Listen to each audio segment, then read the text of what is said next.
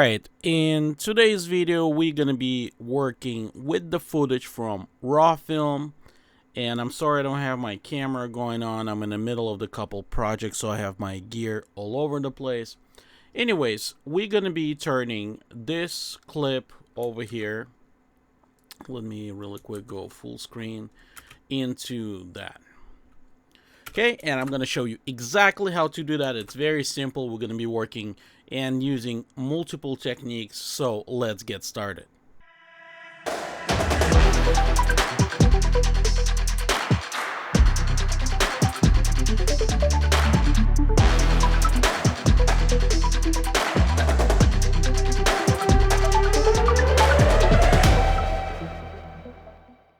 Alright, so we're in DaVinci Resolve, and the first thing we're going to do, we're going to change few camera raw settings, and one of them would be IPP2. We have it set up here, color space, red, white, gamut, and gamma curve. For popular requests, we're going to do 3G10, okay? So, just like this. Alright, and the first thing I'm going to do, I'm going to create a new node. And I'm going to call this one contrast. I'm going to start with a contrast.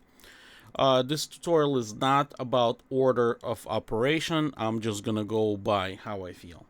So let's take a look right here at the scopes. And what I'm going to do, I'm going to start increasing contrast until we kind of start crashing it. You see how the scopes being like blacks being crushed? Okay, at this point, I think this is it. This is enough. I don't need to do more.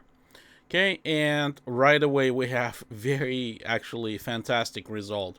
I'm not gonna be crushing blacks more because I like it to be a little bit milky. And by the way, my next video I'm gonna do explaining the difference between blacks and basically when to use in what situation. So this is a contrast. Okay. Now, I'm not going to be doing any kind of saturation because this shot looks absolutely fantastic on its own. One thing you have to keep in mind, and it's very, by the way, dangerous when you have shot like that. Whenever talent have bright red, like very saturated red like that, or blue, or sometimes yellow, you always have to watch out for this kind of shadows.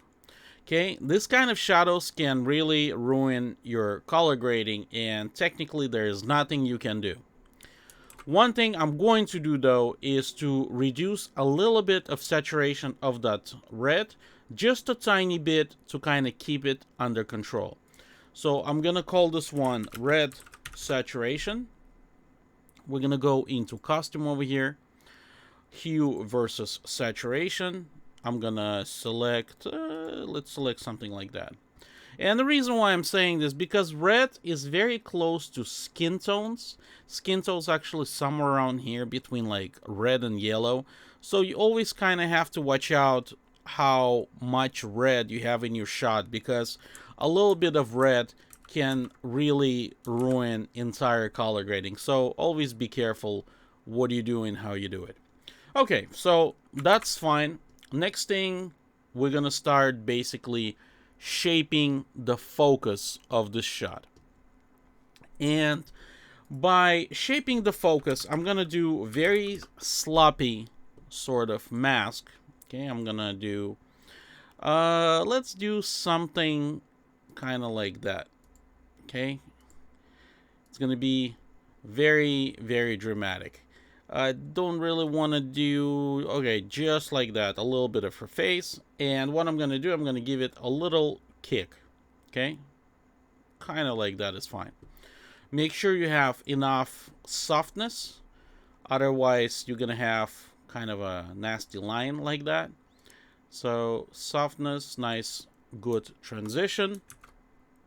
And let's take a look really quick before and after. It makes very huge difference. So now basically it started becoming more angelic, you know. Now our eyes automatically focusing more on this girl and what is going on. So I'm gonna do one more. I'm gonna call this one focus 2. Okay, So for the focus 2, I'm going to use the round one. And this time we're going to do a little bit more relaxed approach. Something like that. And again, I'm going to give it a slight kick. Okay, for focus 1, by the way, make sure you track it. So we don't have zoom, we don't really have rotation perspective. So track backwards and then track forward. It doesn't need to be 100% perfect tracking, but something that it doesn't really dangles around just in case. Okay, for this one, same thing. Let's just track it backwards. Okay, just like this. Okay, so far so good. Like I said, it doesn't need to be perfect track.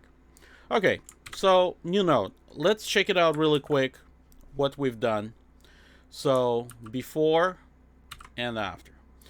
Very important how you film it, obviously. Plays huge role into how much cinematic effect you can do. So always film things in a correct way. Don't overexpose and don't crash blacks.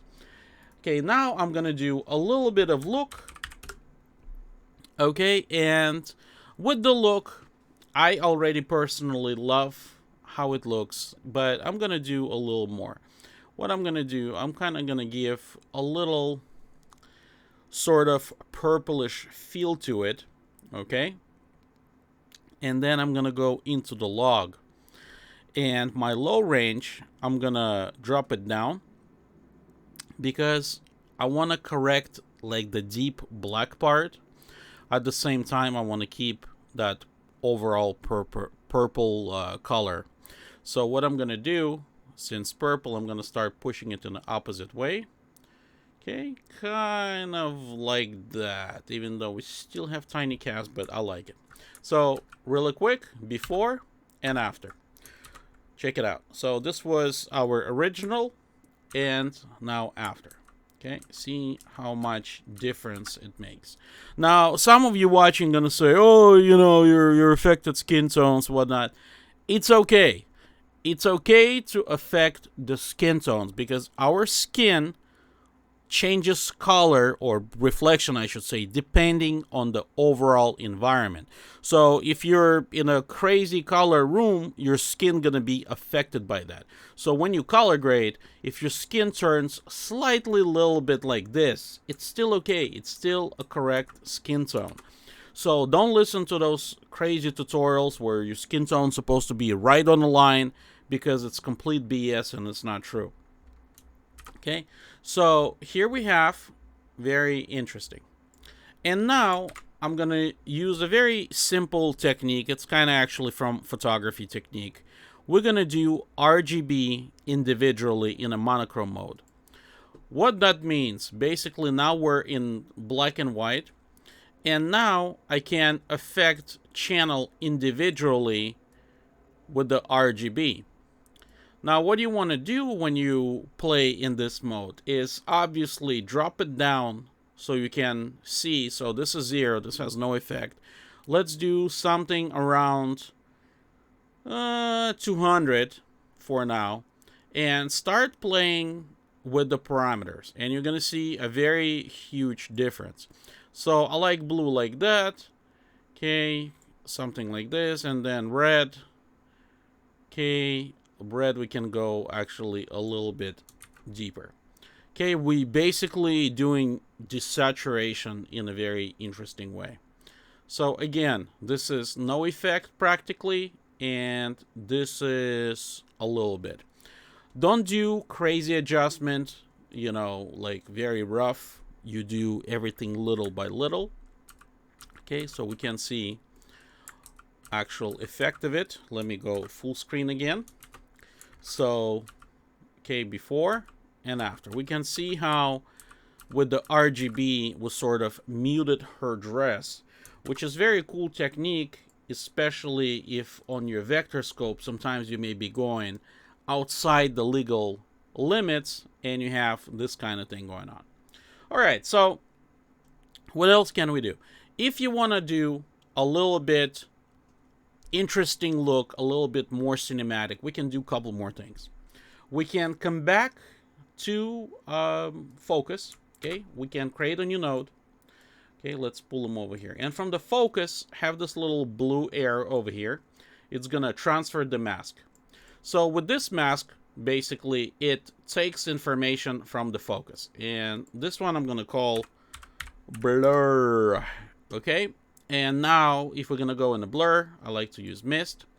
We can basically kind of give it a slight pop, and you can see, again, before and after, you can see we blurring it out a little bit. Don't do too much, again, depending what you want to achieve. Just slightly can really make a big difference.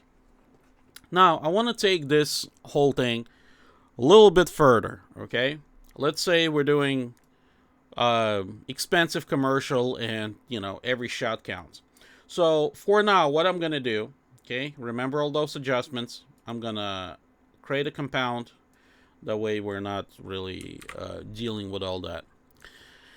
So I'm creating a new node. And in this node, I'm going to go to Color, Nodes, add Splitter Combiner, Alt-Y.